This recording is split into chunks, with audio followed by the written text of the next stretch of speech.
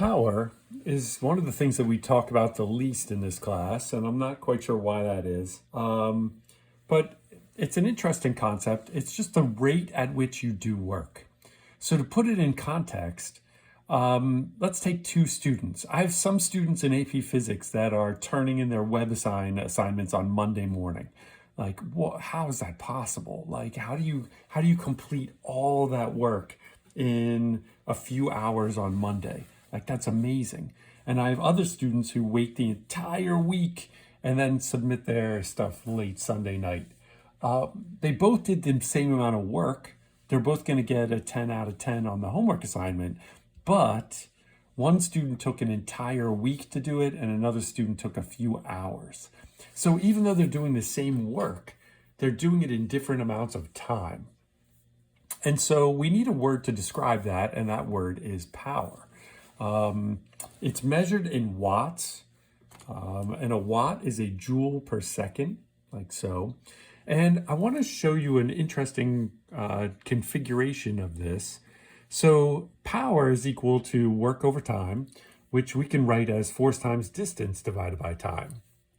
And then I want to group up some of my terms here. I'm going to basically wall off my distance and my time. But if I divide the distance by the time specifically, then I am going to get a speed.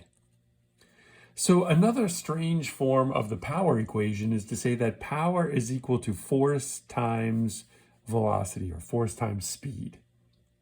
This is not on your formula sheet, but it is kind of handy to know because it comes up in some weird problems. It's been on several test questions in the last 10 years. And if you know this equation, the whole process is simpler. If you have to solve it as force equals distance over time, it can be done. It's just a lot rougher.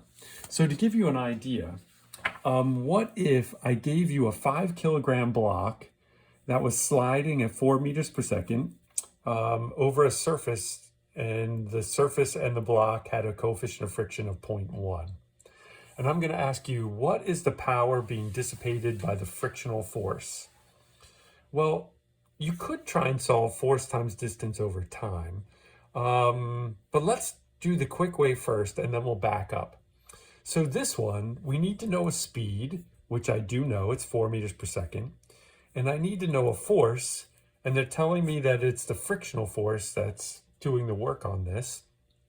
So I know that my frictional force is equal to mu times Fn. And my normal force is just going to be my mass times my gravity. So since we're doing this pretty quick and dirty here, we'll say that mu is 0.1. And my mass is 5, and my gravity is 10. And that is going to give us a 5 Newton frictional force. So the power will be equal to my force times my speed, or 5 newtons times 4 meters per second, which is 20 Newton meters per second, or 20 watts. Now, what if you forgot this equation? So now you're stuck using your standard power formula, work divided by time, and you need to know force and distance. So to get out of the trap that's here, you're going to need to assume a time. So let's just make up any amount of time. Time equals 7 seconds. I'll prove later that you could choose any time that you want. But for now, let's just say I picked a random time. So in 7 seconds, this thing is going to move a distance of my speed times my time. So 4 meters per second times my 7 seconds is 28 meters.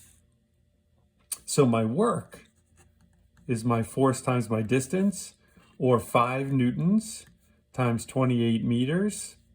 And that turns out to be 5 times 28. Let's bring out my calculator here. So 5 times 28 gives me 140. joules of work.